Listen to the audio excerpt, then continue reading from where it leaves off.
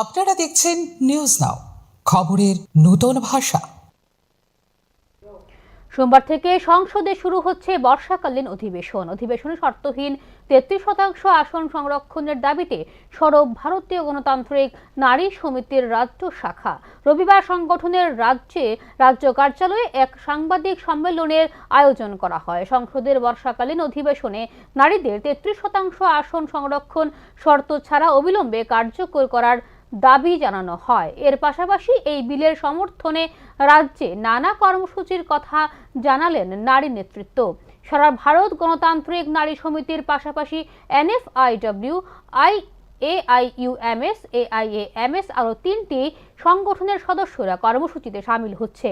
সাংবাদিক সম্মেলনে নারী নেত্রীদের বক্তব্যে উঠে এসেছে দিল্লির যন্তর মন্তর থেকে সোনাম ওয়াংচুককে সাদা কাপড়ে ব্যারিকেড দিয়ে প্রশাসনের তুলে নেওয়ার ঘটনা। উপস্থিত ছিলেন নারী নেত্রী কৃষ্ণা রক্ষিত, পাঞ্চালী ভট্টাচার্য সহ অন্যান্য নেতৃত্বরা।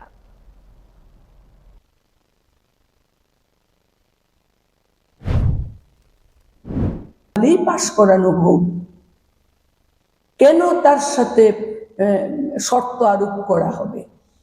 ফলে আমরা আগামীকালকে কর্মসূচি করব, প্রধানমন্ত্রীর উদ্দেশ্যে আমরা পোস্ট কার্ড প্রেরণ করব।